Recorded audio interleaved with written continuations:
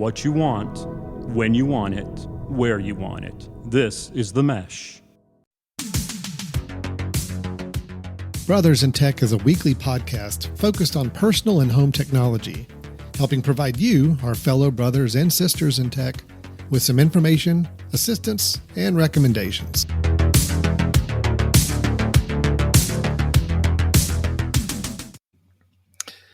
Hi, everybody. Welcome to Brothers in Tech. My name is Alan Jackson, and as you are seeing right now is just Brother in Tech. And I'm flying solo at the minute. My brother, who's normally the co-host of the show, has yet to show up, but that's okay. You know, we're gonna kind of power through this. I can do this. I'm a confident individual. I can host a show on my own for a few moments anyway, and see when he's able to join us. He possibly got hung up on something, so he is a little delayed. But regardless, this is Brothers in Tech, where we typically will be discussing home family technology. We're going to talk about different services, products, methods of using technology in your home, family, or personal life. And every so often we get together and not only just talk about some of those topics and dig into something very specific, but occasionally, like on a monthly basis, we have what we call our Brothers in Tech Suggestions episode. And that is one of these episodes where we will actually bring suggestions to the table of technology that we have been either actively using or fans of that we'd like to recommend, or maybe some new technology we just started getting into. And we got a pretty good feeling about it, and we see some real value and benefits to the way it can enhance our use of technology in the home or family. So that is tonight's episode, is we're going to do some suggestions and recommendations. I do have a few to share. I may be sharing them just with you, and that's okay. We're going to have fun doing that if that's the case. But again, if my brother does join us, I will certainly pop him right in the show, and we will let him join us in midstream here. How's that? While we're kind of here getting prepped and waiting for that, just a couple reminders. We do have a website up at brothersintech.com, and just note that there are hyphens in between those words. So it is brothers-in-tech.com is the website that you want to make sure you visit. That's where we're working on. It's still a little evolving. We've got a little more work to do on it, but we're even putting the latest episodes of this podcast up there. And we are also going to be adding a running list of our suggestions, different tech suggestions like the ones I'm going to be sharing with you here in just a little bit. So that's brothers-in-tech.com is where you can go for that. And if you end up having any questions, either now or after the show or anytime in the future, that either we can be of assistance with, or maybe you want to follow up on a topic or a recommendation you heard on a previous episode, you can drop us a note at info@themesh.tv. The Mesh is our podcast network that we are a part of. You can find more about the podcast network at themesh.tv. But if you want to send us an email, info@themesh.tv is where you can do that, as well as you can do that from the website as well. Let me start, before I get into my recommendations, I do want to kind of do a little bit of a follow-up to a recommendation I did last month. So last month when we had our Brothers in Tech Suggestions episode, I made the recommendation of a pretty simple product. It was a charging cable, but a charging cable for multiple devices at one time. Let's see if I can get this right. If you guys recall, this was a charging cable that I pointed to that purchased off of Amazon, and I was really excited about this cable because, as you can see from the structure of the cable, it is a singular cable to plug into your computer or wall charger, and allows you to charge multiple devices all at the same time. We have a USB-C connection, which is pretty standard now for a lot of newer computers and laptops, and even some of the latest the iPad Pros use a USB-C connection. You have the Lightning connection, which is the standard connection for your iPhone. Then it also has a micro USB, which is typical for a lot of non-Apple phones or other devices are using a lot of these, or some of the newer phones are also using USB-C as well. But because I'm a Mac guy, an Apple guy, this has also got an Apple Watch charger on it as well. So this is great. I'm very excited about this cable. I recommended it last month. Here's the only caveat, and this is why I probably need to wait maybe a few more weeks before I make an official recommendation. This will charge devices, and this will charge more than one device simultaneously, although it's a little hit or miss, I've noticed, on the charging at the same time. It doesn't quite charge at the full speed. It takes a lot longer to charge than you might see with other cables. But the real hang up on this cable right now is the fact that if you were to connect it to your computer and you wanted to actually use this cable to connect to a phone or device to be able to copy or transfer files to it, in other words, you want to use it as a data cable, it is not working for that. So this is purely a charging cable. So in other words, the speeds that this cable carries are not really strong enough for copying files or connecting it to a computer to actually use it as a data device or to move things to it or copy things from it. But for charging, it'll work. It's just slow. It's a slow charger, but it will still let you charge multiple devices at the same time. So giving that out there as a follow-up to my recommendation last month, not quite a full retraction, but I'm just saying a little bit of a caveat that if you wanted to use a cable like this to actually connect your devices to do any kind of data transferring or copying of files or anything else between them, it's not going to work for you. And just be prepared for very slow charging on your devices as well. So that's that. We've got that. Okay, I'm still flying solo. Still don't know where my co-host is.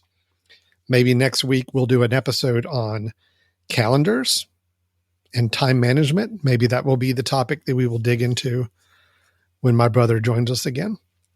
But until then, let's go ahead. I'm going to go ahead and dig into some of my recommendations. I mean, I've got at least somebody watching right now and maybe watching later on a recorded version. So might as well go ahead and do this. This will be fun. I want to talk about a piece of tech that I just integrated into our house just recently. It's actually in the frame of video that you're watching right now. It is a fan. So this ceiling fan right over my shoulder is a fan that I'm excited about because and I'm getting ready to tell you, but hold on. I just got word that my brother is joining, and I really don't want to make any of these recommendations about him here. So he's getting ready to join, and when he joins, I'm just going to pop him right in the room, and he's going to take part in the conversation, and he will be flat-footed. He will not be prepared, but that's okay. He typically isn't. So we're just going to get him in here. I'm waiting to see when he pops in. I hope everybody's doing okay. This is weird. I'm not used to just talking to a camera without somebody else's face there. So this is a very odd experience for me. Thank you for being a part of it and hanging out with me on this. He should be joining any second now. Brothersin.tech.com, brothers-in-tech.com is where you want to go to see it. Yep, see Shane Flint. That's what he gets for showing up late. Exactly. I agree. This is what he gets to do. He just has to jump right in the show and play catch up as he comes in. So, what's probably going to happen is he's probably going to tell me that his computer crashed or something, which would be kind of fitting for a show like this to have a computer issue causing him not to be able to join the show. Live internet streaming, guys. This is what it's all about. This is what's fun, is that we get to deal with this. All right, I'm going to go ahead and start talking about my other suggestion. He'll join in. So the ceiling fan right over my corner is, here he is.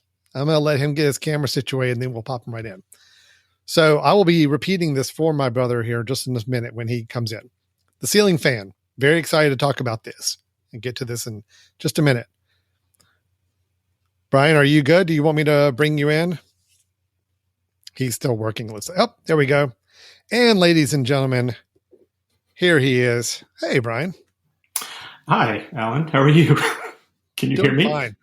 I can. Yeah, I can hear you. So was this training exercise good for you to where you have to kind of do this on your own, or what? Look, that was the most uncomfortable thing. I don't think I've ever done something where I'm just talking to a camera with no face or anything around me. At least I know there's other people on the other end. Wow.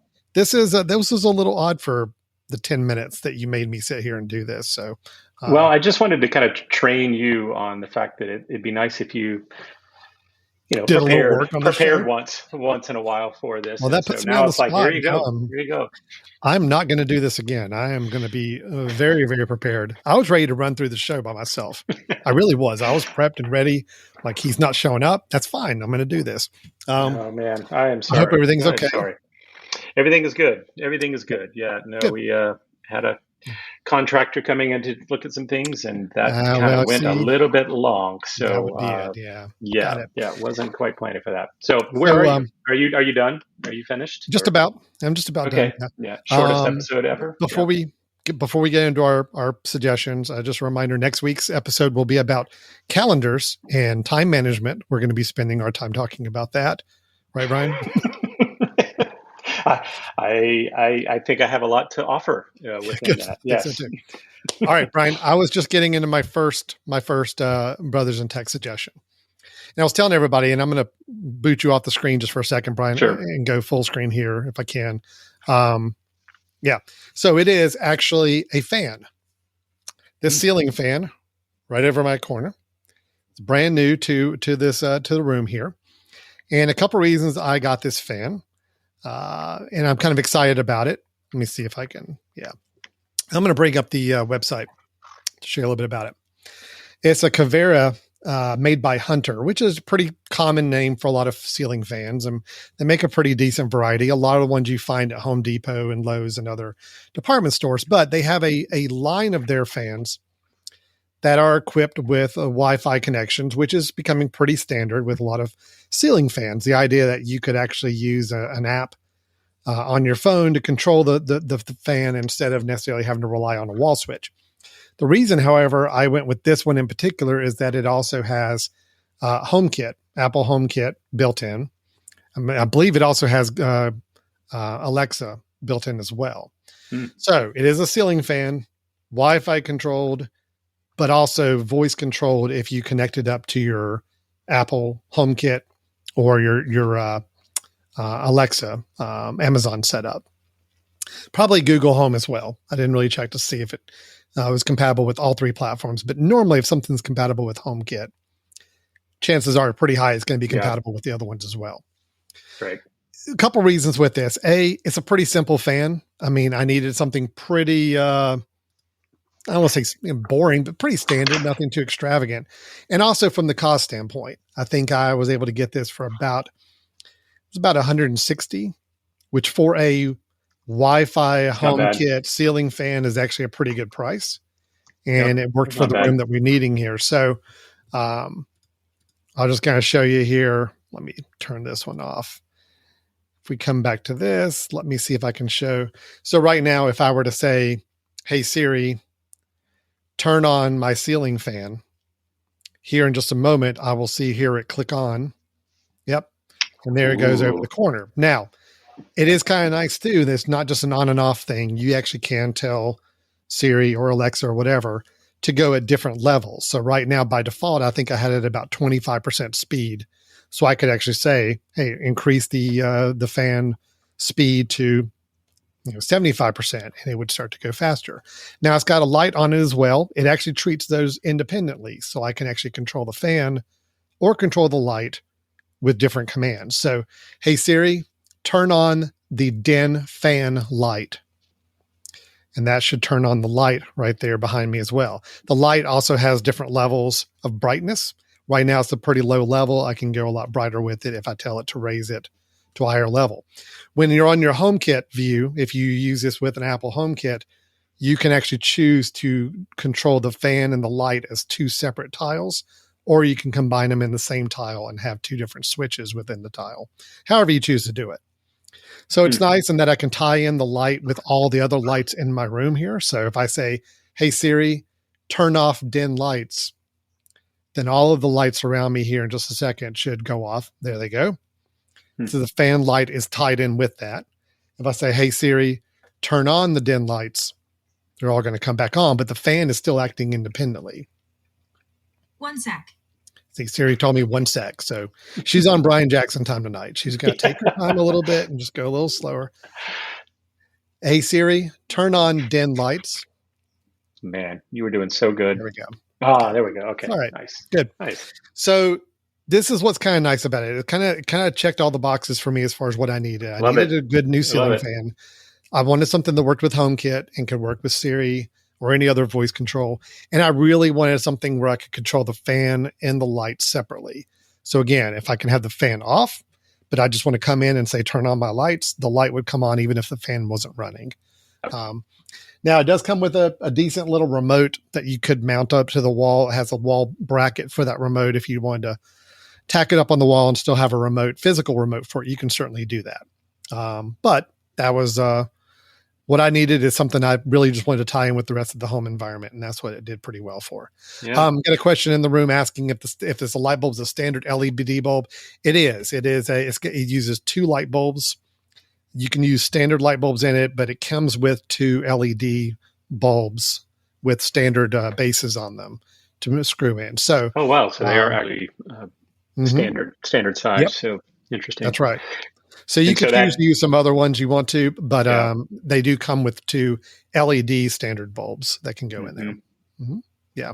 And I just want to tell the listeners right now that how amazed I am. You said you put this in yourself? Yeah. It's not hard. And it works. Yeah. I mean, honestly, yeah. That was now, of course, after the fire department left and gave me the all clear and told me everything was cleaned up and ready to go, then I'm fine. And I just want to do a lot of too, right? You can't see Alan's full room right now, and so when he said, "Hey Siri, do this for me," and there was a pause there, it's really his son over there plugging in the lamp, plugging in the fan, turning it out. But that's okay, right? I mean, it was really cool showing there. So it was we coordinated our little bit pretty well. So I like doing wiring around the house. So I can do that. Mm-hmm. And so did you have to? You had no problems with your projector going underneath that, so it wasn't quite as much of a drop down. Yeah. So yes, that is my projector right above there. The previous fan, I had an old fan that came with the house when we moved in. It was a very kind of old style fan that didn't really care for lamp shades underneath. That's right. Individually, it actually dropped down lower than this one did. This one is actually like 1.5 inches shorter, so it actually has even more clearance.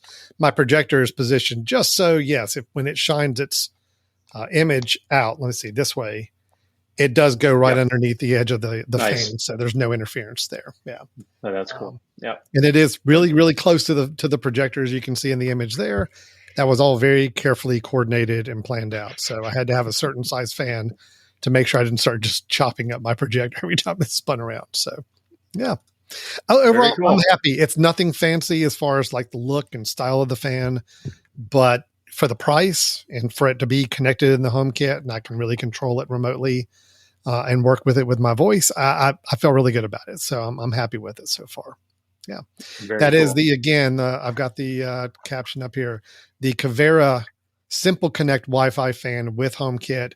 Hunterfan.com is the website for the manufacturer, but I bought mine through Amazon and got a pretty good price on it. But you can also buy it straight through. I think Home Depot sells it through their online store. But you just need to make sure it's the one that has the either HomeKit or Alexa integration. They do make ones that look just like them, similar price, that do not have that HomeKit integration or Alexa or Google Home. But if that's something you want, just make sure you got the right one when you do that. So, cool. Very cool. All right. Well, so did I kind of lose my opportunity to give a bit? Am I getting docked a bit? Because I've got 2 if I want to. I mean, did I lose that opportunity? I'm going to go ahead and let you do one. It's okay. Thank you. Good. You're going to let me do one or 2? I'll let you do 2. You can do both. Wow. Okay, cool. All right. I just did my first one. I'm going to let you do one little ping pong, and that'll be great. Yeah. Good. Well, so that was cool, Alan. Mine is not going to be as cool. It's going to be useful, but maybe not as cool. Mm-hmm. and this is, unfortunately, I'm going to go ahead and preface this as something that is really only beneficial to a small group of people, or might be interesting for a small group of people, but I am incredibly excited about it. So I figure I would share. So this is software. Okay. And I'm gonna share some statistical software. And Alan, I know you've done some stats work with your company, and I think you probably were using what were you using, SPSS or something like that? I was using SPSS for a long time. Sure. Okay, yeah. So for those who do statistical work or have a need to run some statistical work, SPSS is a pretty powerful statistical program. Expensive, right? It's something you actually have to continue to update every year. Generally, it's version 26 now, I think. Yeah. So, of course, we have our students doing a lot of statistical work as part of a science major. So I started looking for ways in which we could do some of that same work without the cost. And so I'm going to share with you, Alan. I'll share a window here. Yep. I got it. Okay. There we go. So I'm going to share with you, it's called JASP, right? JASP. And it is, as you can see there, it's free. It's open source. It is a statistical program that runs very, very similar to SPSS with a couple of caveats. And just as a side, it's the JASP actually does stand for, I think it's Jeffrey's Awesome Statistical Program or something like that, statistical package. Honestly, look, I'm sold already. That was all I needed to hear. When I first heard that, I was like, "You've got to be kidding me!" But no, I doubt. But it's actually being supported by the University of Amsterdam, and there's a bunch of researchers now that have committed. They basically committed to it and said, "Listen, it's open source, but we have committed to the fact that we're going to keep this going." Right. So, they're constantly giving updates and everything. So what I wanted to do is I'm going to do just a quick little demo on this, not do a lot of kind of crazy stuff, but just to kind of show you how this works. So this is something where you can go in and open up. I'm just going to open up some data that we were using for a little study that we had in class. So as you can see, it uses CSV files. So I go and point to a CSV file, it pulls it in, and there's your data. It recognizes what type of data you're using. You can then go up and say, I want to run some descriptives on, the pre-test and the post-test, right? And what's interesting here, Alan, I don't know if you can see this, but it runs by tiles, right? So you've got your tile here for your data. You click over and you look at your tile for your setup of the statistics, and then you've got your tile here at the end that gives it the output. Results, yeah. And what's incredibly cool, Alan, you've done SPSS before. SPSS it's incredibly powerful, but when you run something in SPSS, you run an analysis, you click enter, and it creates its own output file that is static. Right. So it is static. Like here's the analysis. And if you go and change your data, it doesn't change your output. Yes. This, however, if I come over and I'm going to drag this out so you can see my results over here, I can go and say, oh, actually, I didn't mean to do the pretest. Or I want to do the transfer test instead. And it is dynamic. Nice. It's showing you.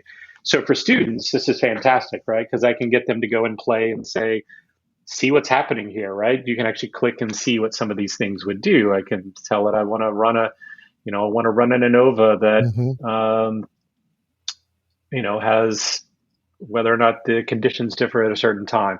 You can do all that just like you can with SPSS. You can go and run all sorts of things, descriptive. You can run some plots and say that you want, the conditions be here. And so all of this is kind of happening dynamically. You can go and play with some of the output.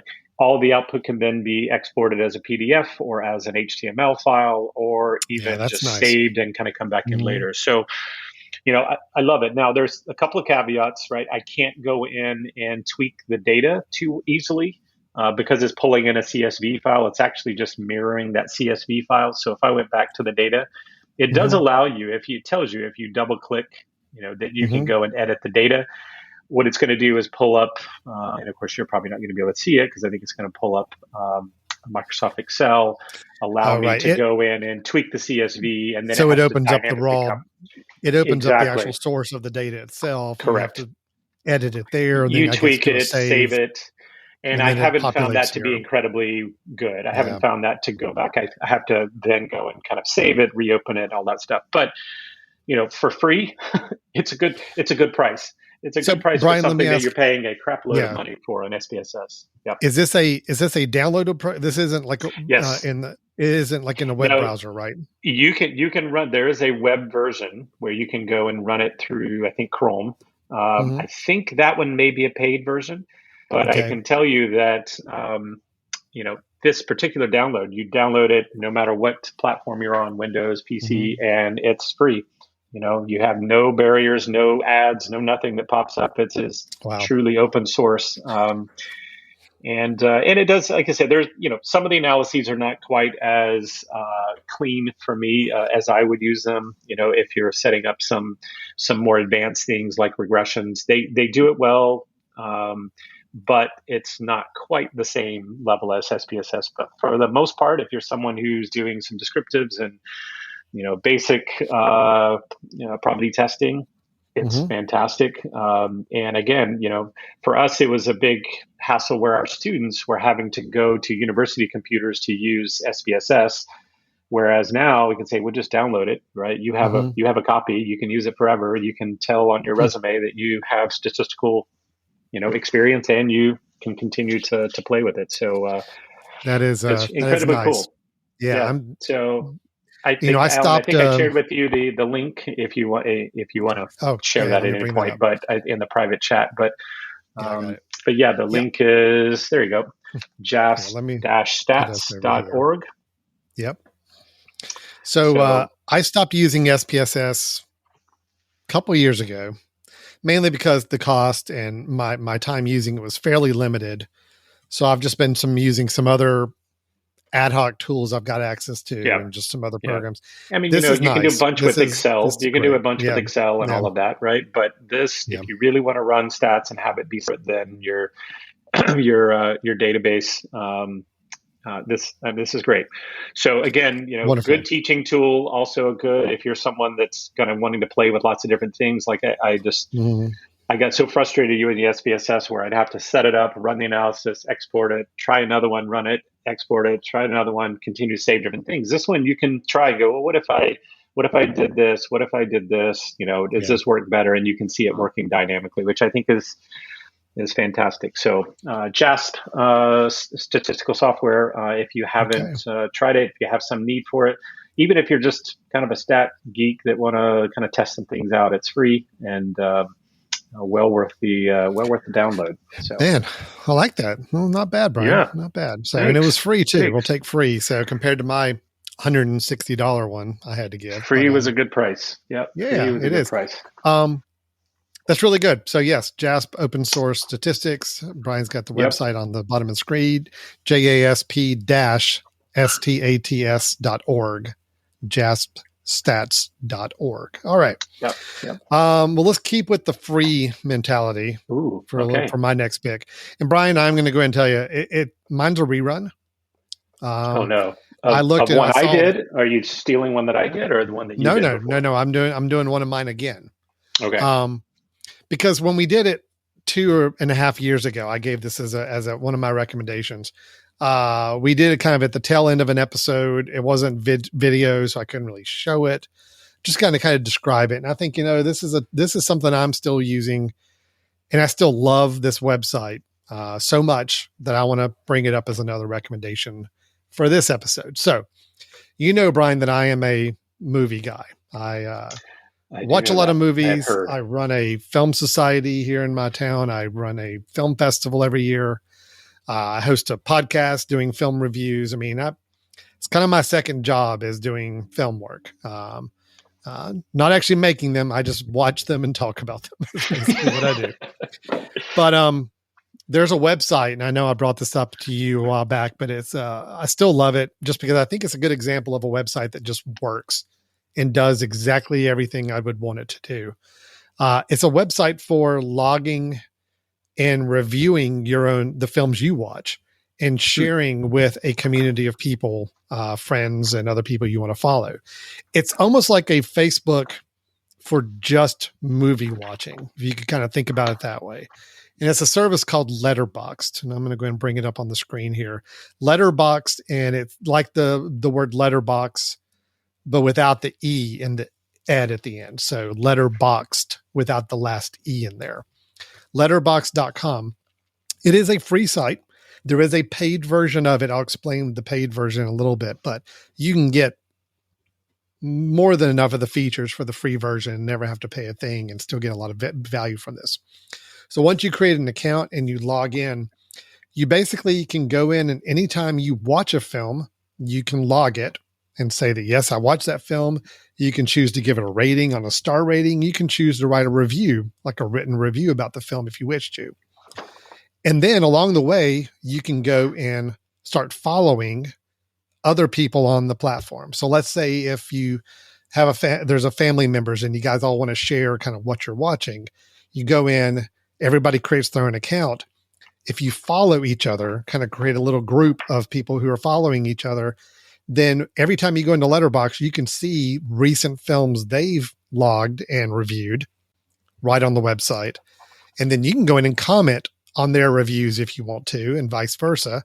And then if you see a film that they've put up there that they saw and gave a really good review to, you can actually add it to your own watch list that you keep up with.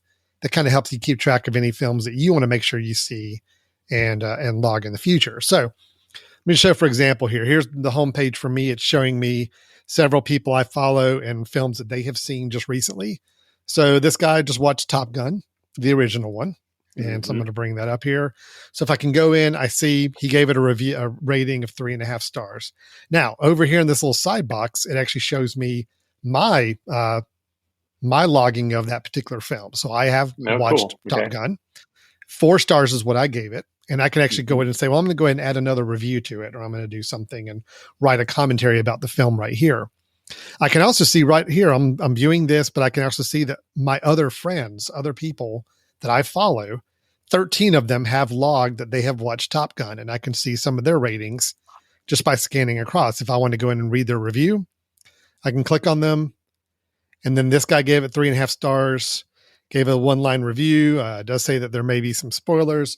It will flag you. Like you have the ability when you write a review, if your review contains any spoilers, you can check a box and say it has spoilers. So when somebody else comes to see the review, there will be a box on it that says this review contains spoilers. Do you want to read it or not?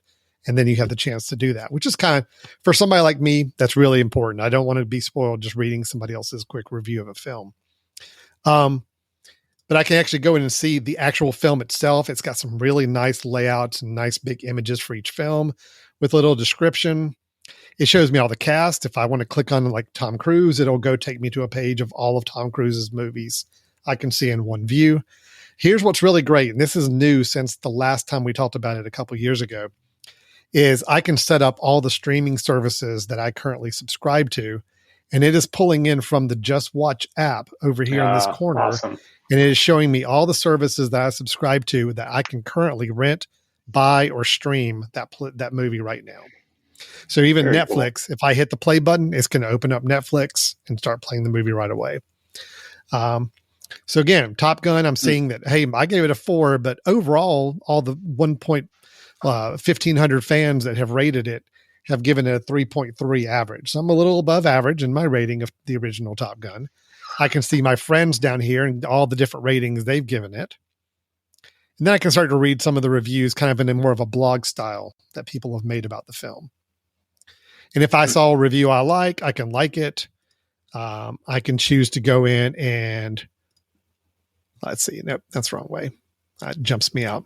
Some people who are actually film critics will use this to put like the first paragraph of their full review and then link to their website to read the full review, which is fine.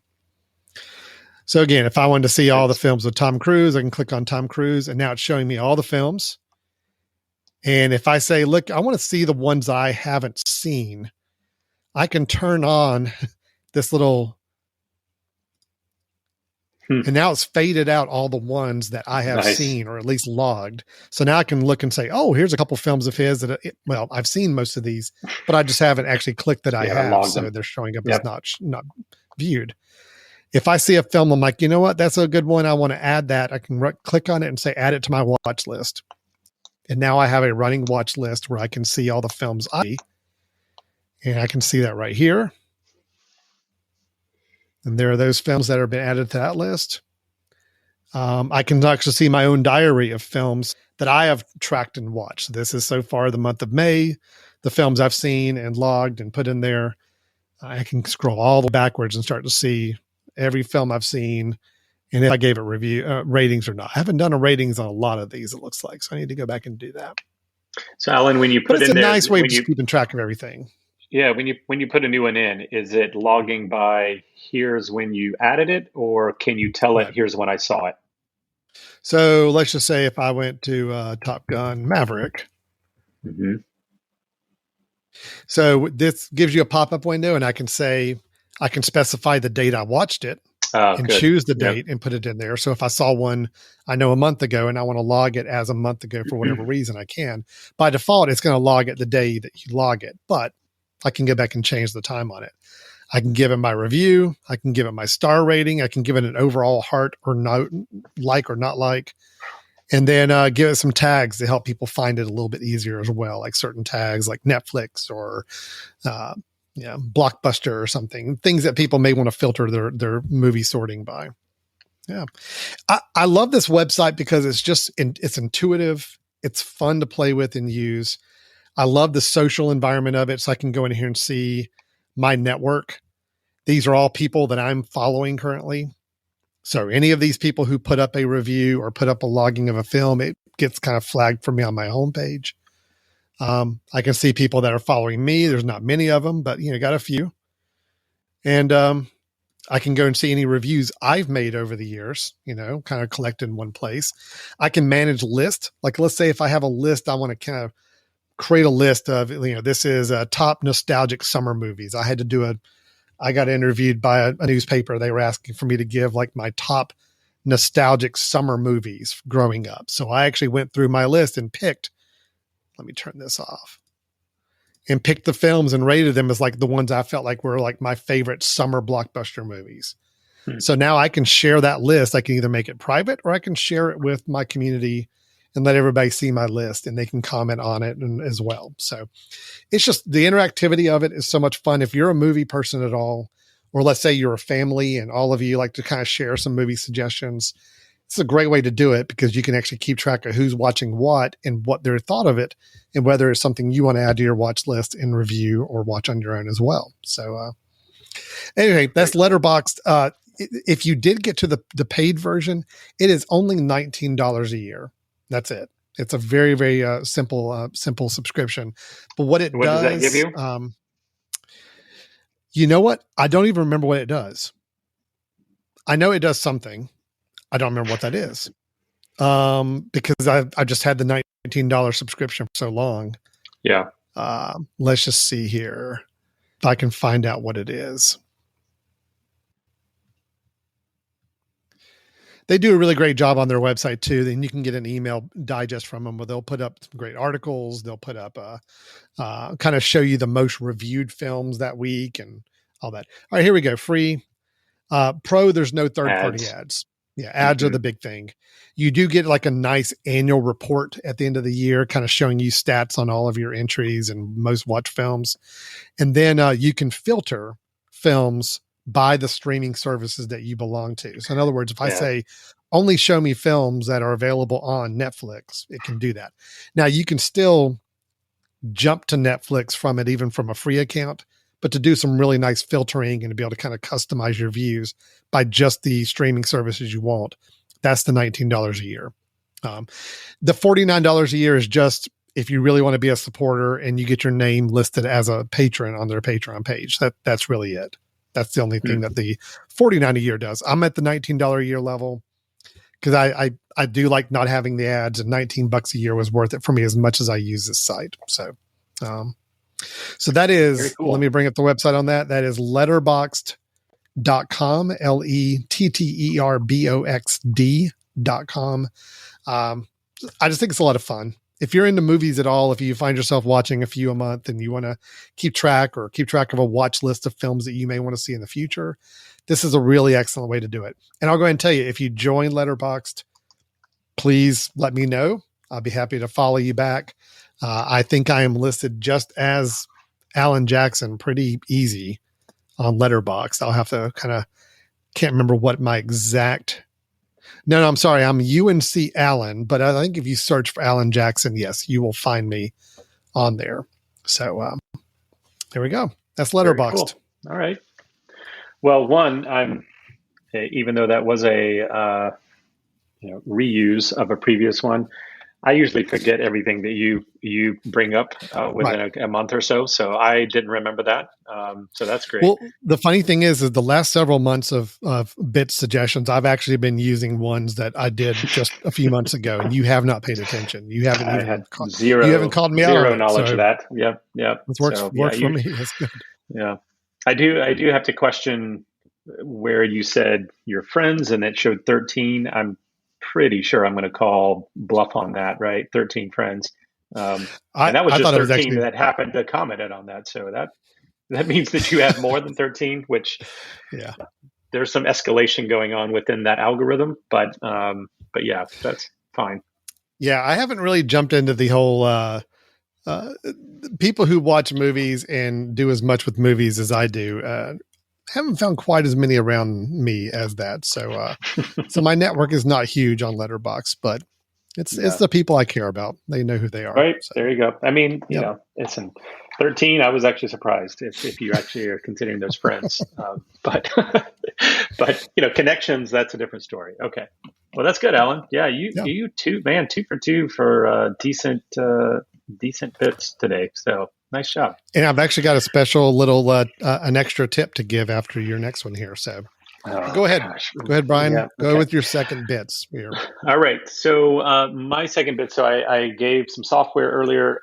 Now I'm going to shift to an accessory, actual physical accessory. So Alan, let me give you my scenario that I had that I tried to fix recently. So I've never really had an ideal computer bag. So I've had a backpack recently, but the backpack is huge where I can carry books and I can carry a computer and all that sort of stuff. So it's big. But for me, I go to campus, I go to my office, I get my computer out, put it on my desk. And then when I'm going to class, I really don't want to carry the big backpack. There's just no reason for me to have that. Sure. So I was in the mood for a sleeve, and I will show you just an example. So this is a sleeve I had before, which is just a Logic kind of simple neoprene type sleeve. I've had that in the past, right? And what's great about this is that it's flexible. It doesn't take up much space. The downside is that it rains a lot where I am. So I'm carrying around this thing that even though it's neoprene, it doesn't feel like it's, it retains water, right? When it gets wet as I'm carrying it around, it's a little flimsy. If I were to drop the computer in that neoprene sleeve, I'm really not that confident in the ability to protect it. So I began looking for something that wasn't that big, but that would waterproof protect the computer, but also have some structure to it, to where if I were to drop it, have a way of protecting it. So, Alan, Brian, hold on just a second. Yep. I'm going to try to do something here. I'm flipping sides with you because I'm going to do this. There we go. I'm giving you the full screen in case you have something to share in a little bit. So, yeah. Okay. All right. So, for those who couldn't see, there's the old version, the old thing that I had, the neoprene. It had a kind of a pocket on the front so I could put battery and or additional charger and all of that, but very easy. Wasn't really what I was looking for. So I went looking for something with more structure. And what I found, Alan, you want to go ahead and share my screen? What I ended up going with was the Thule Gauntlet MacBook sleeve. And what this is that is an actual fairly hard structure sleeve there. So Thule is, for those who don't know, Thule is the company that does like rooftop boxes and everything. They're they're fairly popular out here in the Portland areas. They have a headquarters here, but they also, of course, made this bag. Now, the cool part about it is, let me go over and click through this, and then I'll show it to you in person. Is that you can put your computer in, and as you can see, it's got little straps there that keep it so that you could actually open this up, and it doesn't fully open wide open. It'll open so that you could use it in its case if you wanted to. Then let's see. And I also wanted something that wasn't just going to be the sleeve for the computer, because when I go, I want to carry dongles, and I want to carry maybe a battery, or I'm sorry, the charger. So this has a little flap that's back behind the part that opens up to where I can slide in the charger, I can slide in some pens, hard drive, that sort of stuff. So as you can see, I can also put some papers in. There's a little area for some documents to go in, a notepad, that sort of thing. So I've found that this has been pretty cool. Now, this, I found it at Best Buy.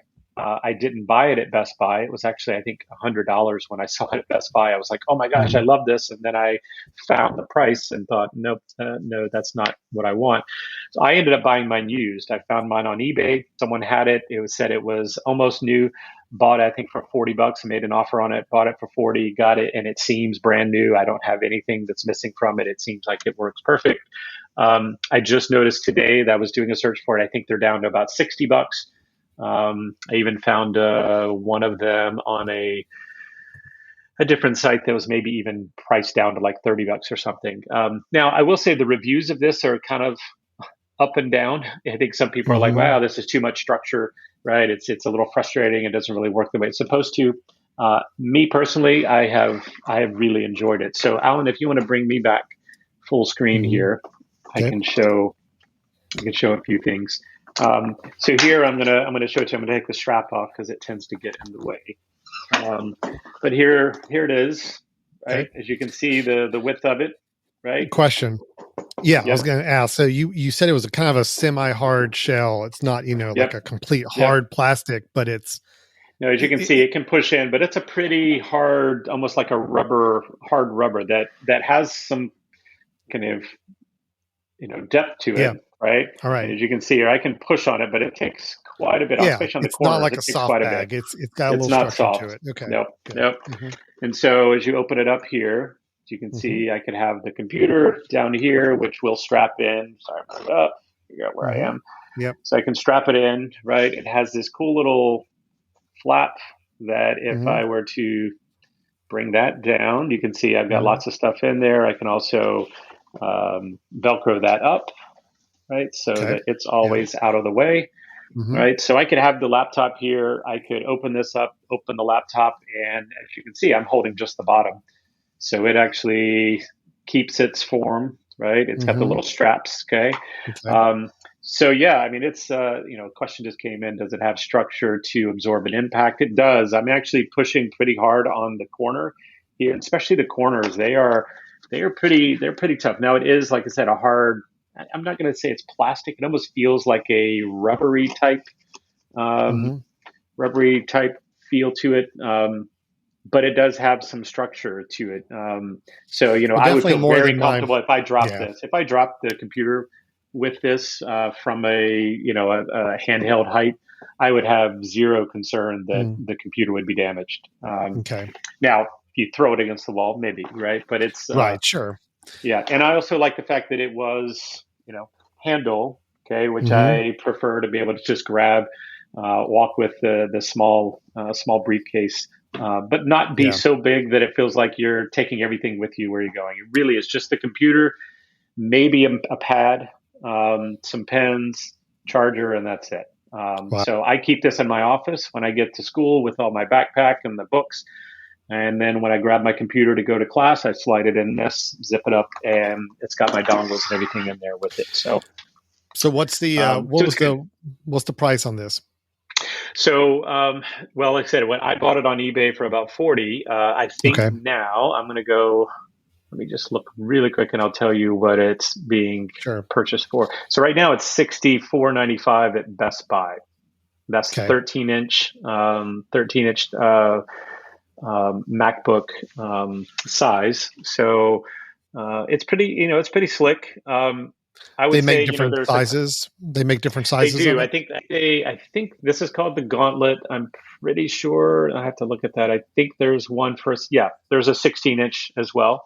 Okay. So, and this is a couple of years old. I think they've started to kind of have a thinner one that doesn't bump out in the front as much, because therefore it doesn't have a room for the charger and everything like I have. If you just want the kind of more thin sleeve, I wanted something that I could carry, especially going and making sure that I have all my dongles and everything that I need, maybe my AirPods, that sort of thing. So I'm just going for meetings.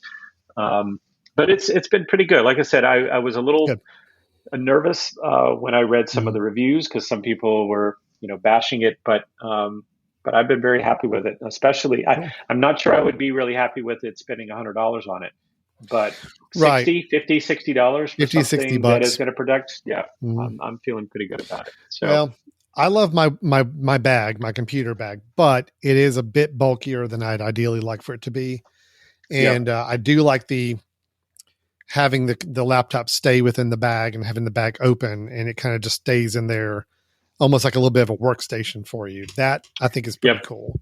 So that's something I gotta kind of keep in mind with that for sure. So if you want something smaller, but you don't want just a sleeve. Yeah.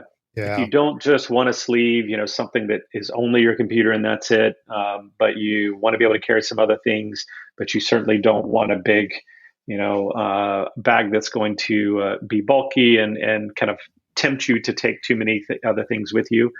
I would certainly give this a look. So, and I like the company. I like what they do. I love, again, they're the ones that do the top, car carriers, the ones you see on the top for, skiing or for taking equipment with you. So they're known for protecting things.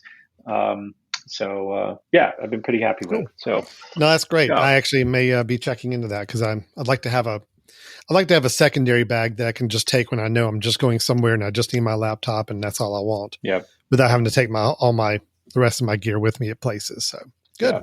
And just, Alan, if you do go and look for something like on eBay, like I did, you'll see several of these. Just make sure there is kind of two versions of them. Again, one that I wanted, which had the kind of convex side on the outside where you knew you'd be able to slide in some other things. There are some versions that don't have that are thinner. So make sure you're looking at the right one, the Gauntlet, if this is what you're interested in. And you'll see some people reselling them. And there is a shoulder strap. So obviously, if you're buying it used, double check and make sure it has a shoulder strap in it and that sort of thing. But there's several out there. You can get a good decent. The Gauntlet is what you're looking for then. Okay. The Gauntlet, two-leg Gauntlet is what I have. Correct. Gotcha. Yep. Perfect. Yep. Okay, good. Not bad. Yeah. Four good suggestions there, Brian. Now we've done our two. I want to cap us off with, it's not really a recommendation. It's more of a tip suggestion that I think kind of fits in with everything else if I can. And it's just because I actually got into a conversation with somebody about this the other day, and it's such a great service tool that you can take advantage of, but it's also one that's very easy to misuse or not use effectively. So Amazon, we all know Amazon. Many of us do our shopping on Amazon. Amazon. It's an up and coming online shopping store. I think that's going to do well. Yeah. I hear good things. So Amazon has a function that allows you to set it up to where 0.5% of your purchases can go automatically and get funneled to a nonprofit organization of your choice, which is really nice. And 0.5% may not sound like a lot, but think about it. This is ongoing. You set it up and say, I want it to go in perpetuity until I turn it off. Every purchase I make on Amazon, 0.5% goes to this charity. So if you're someone who's buying thousands of dollars throughout the year of things on Amazon, that actually starts to get some money if you got enough people doing this. It's a service called Smile, or Amazon Smile. And let me bring up the website on this. You can visit it, smile.amazon.com. And the idea is that when you join Amazon Smile, it's basically setting you up to where your Amazon account that you already have will then be officially linked to that organization. Now, for example, there's an organization in town that I'm a part of that just started doing this. They registered their nonprofit with Amazon Smile. So I was able to go into Amazon Smile and say, okay, I'm searching for the United Arts Council of Catawba County. And sure enough, there it was. It came up listed as a nonprofit that is taking part in the Amazon Smile program. So I chose it as my Amazon Smile recipient.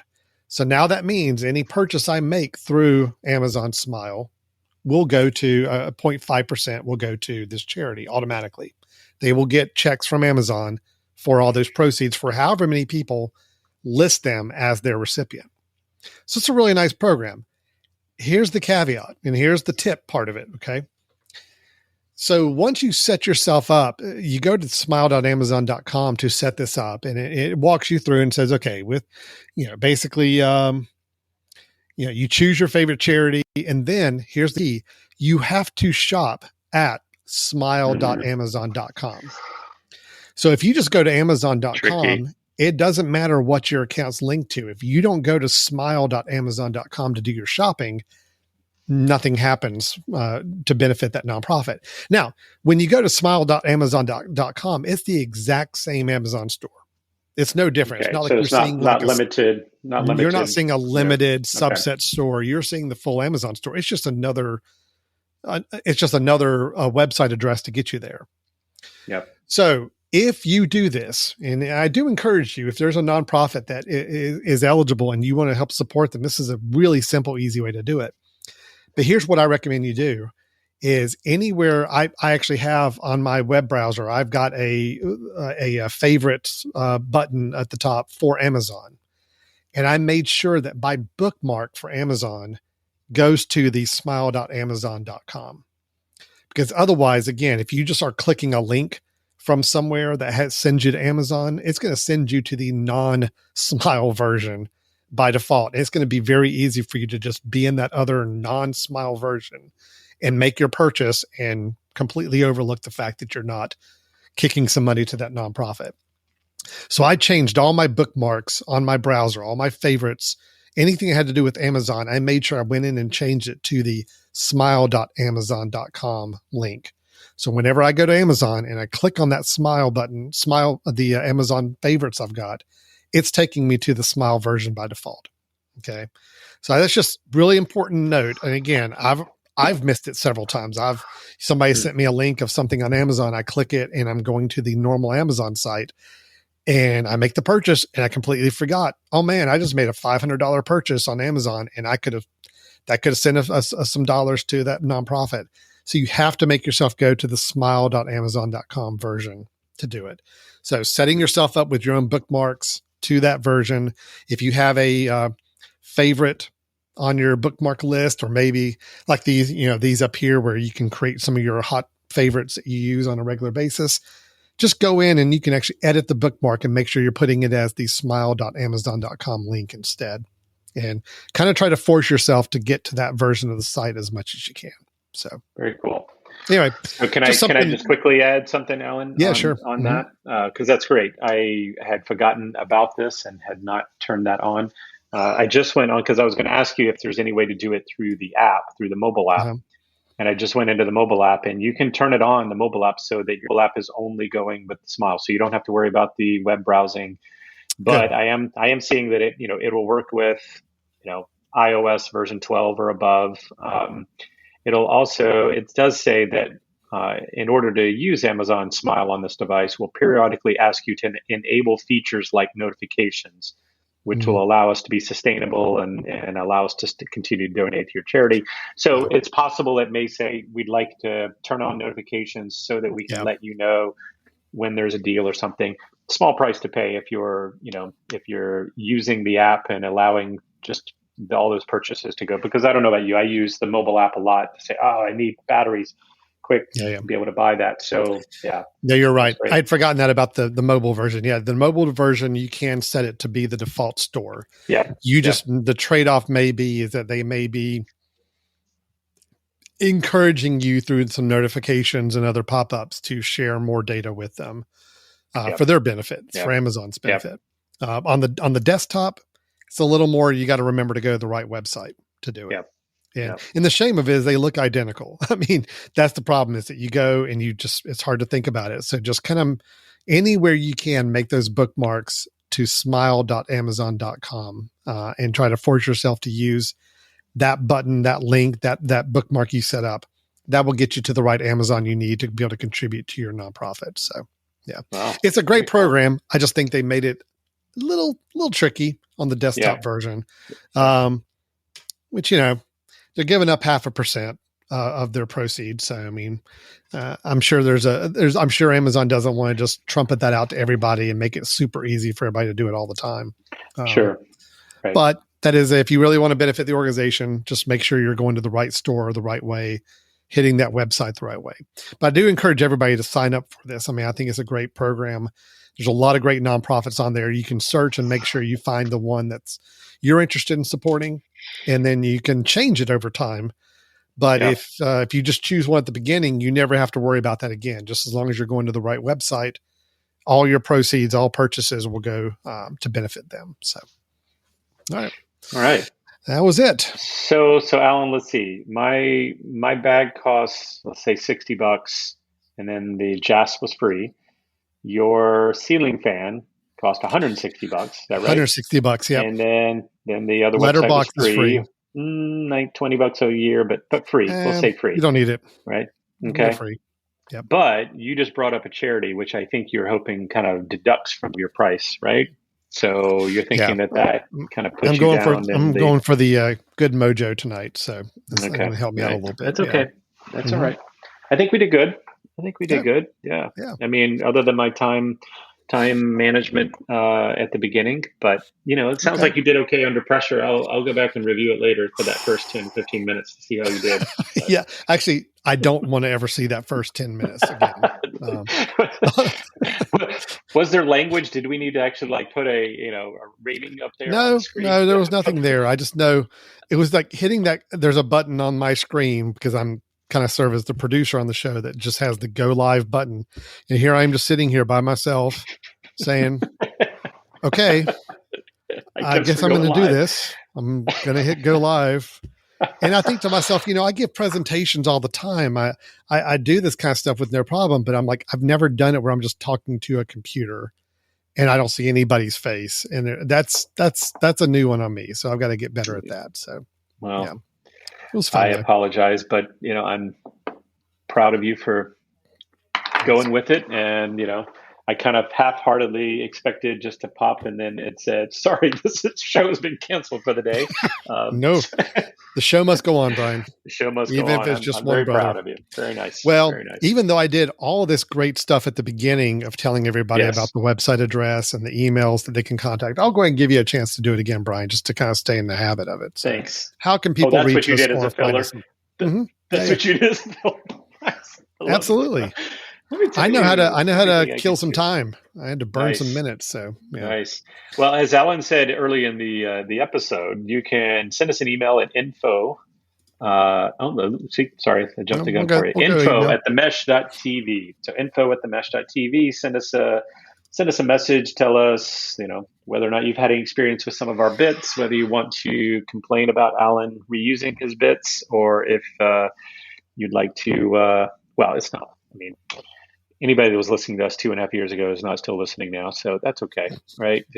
We might as well start just refreshing everything, Alan. Right? Let's just rerun old episodes and pretend like we'll just rerun and pretend like they're new ones. And I think that'll be fun. That's kind of what I thought we were doing today. That's why I was late. I was like, oh, wait, we're actually going to run a real one? Okay.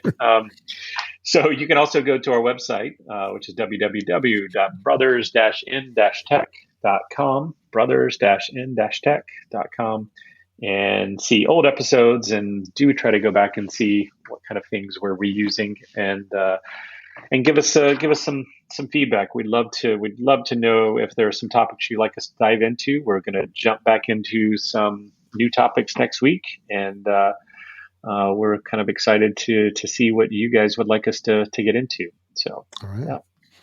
Great. Well, thanks everybody for watching or listening tonight, whichever you may have done. And this has been Brothers in Tech, our show for helping talk through technology for the home, your family, your personal life, making technology work for us and be as entertaining as possible. So next time we'll get together, be another topic we'll discuss, and we'll have another suggestions episode in a few weeks.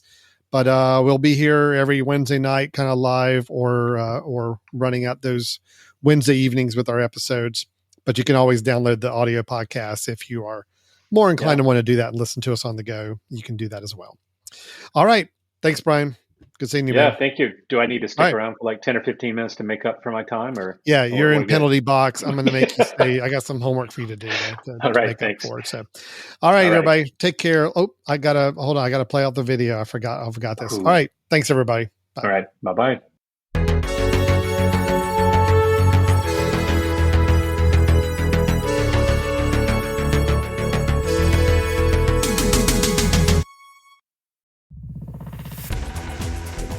You've been listening to The Mesh, an online media network of shows and programs ranging from business to arts, sports to entertainment, music to community.